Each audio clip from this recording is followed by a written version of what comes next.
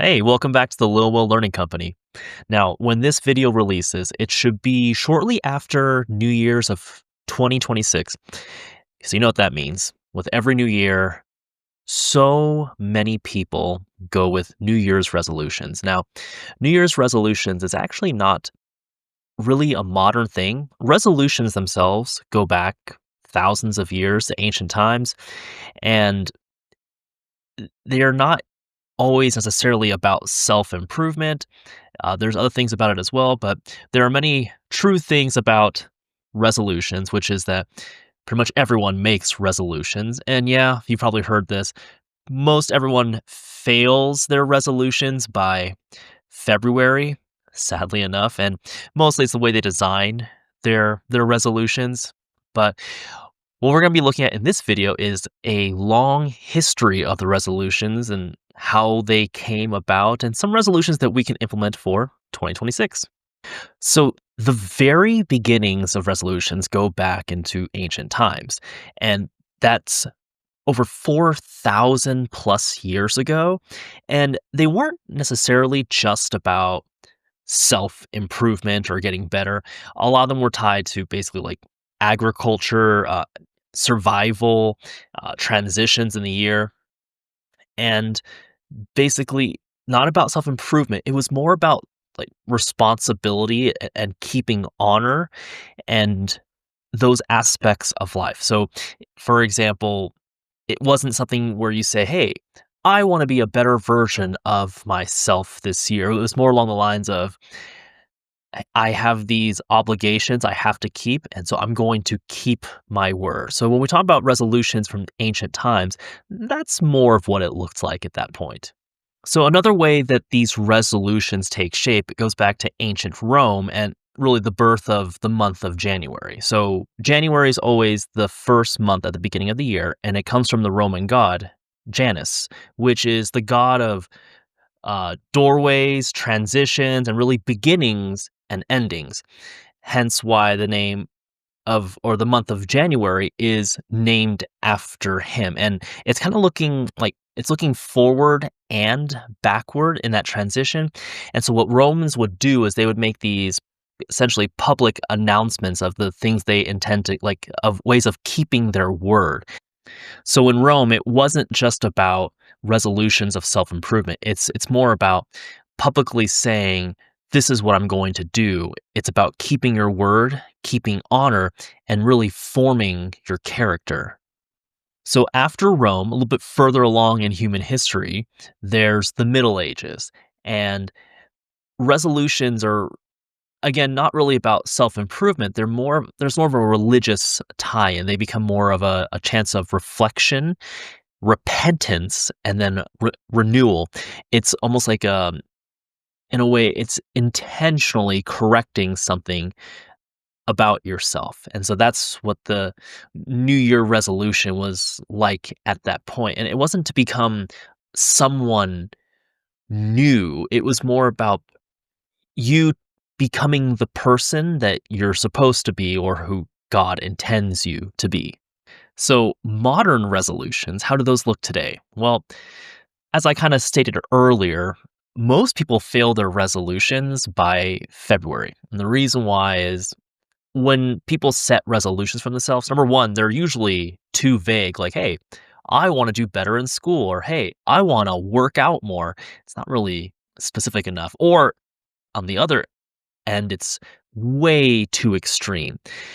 If I don't get 100% on all of my tests, then I'm a failure. Or if I don't squat 500 pounds, I'm a weakling. It's the extremes are way too much, or they're actually too outcome focused and not really focused on habits. And the unfortunate thing is, like, if you're an adult, a parent, or a teacher, and you're around kids, one of the unfortunate realities of doing something like this is that you accidentally teach students and kids that, quitting is kind of okay. And so the reason why these resolutions are not well put together is for those three: too vague, too outcome focused, too extreme. And rather, a good resolution is a focus on habits, something that you will do on a daily basis, because habits really ultimately is what leads to change. So, if we were to look at some realistic resolutions for young kids and for students, here's a few we can look at that are very achievable. They're very clear and they're habit forming. So, like, number one, let's look at some elementary students reading 15 minutes every day. It's clear and it's repeatable. And if you do that every single day, and let's even say weekends, 365 days a year, really adds up. So read 15 minutes a day. Or another one, practice your math facts 3 times a week. Let's just say Mondays, Wednesdays, Fridays, or we can even say Mondays, Tuesdays, Thursdays, 3 days a week, practicing those math facts, boy, especially multiplication tables, that really adds up. Every Friday, clean out your backpack and clean out your desk. So staying organized, but making it like it is every Friday. And so the thing is with this, consistency beats any dream goal that anyone else could have. Now, let's say some realistic resolutions for a middle school student. So one would be every day, no matter what, at this time, you start your homework. So let's say you are a middle school student, you're in clubs and you're in sports, you get home by 5, okay, but by 5:30, you are starting that homework. And if you do that every single day, that really makes a big difference. Also, finishing one book personally on your own every month. So every month, choose a book, and you basically finish reading that book every single month. And then last one, oh, here we go. Take one assignment every week and rewrite it to make improvements. Because, in every assignment, you're going to miss one or two questions here or there. So take an assignment, redo it, just one every week for improvement. Big thing with middle school is if students can learn how to manage not necessarily their knowledge, but how to manage their effort, a lot of growth happens that way. Now, some realistic resolutions if you're a high school student. So the first one would be before the week starts, whether it's Friday night, sometime on Saturday, or some point on your Sundays, take 15 minutes to actually plan out your week. So let's take, for example, if you are a junior in high school and you're taking your most difficult academic classes because you want to have them look good for your college acceptance, and you also happen to be in team sports as well.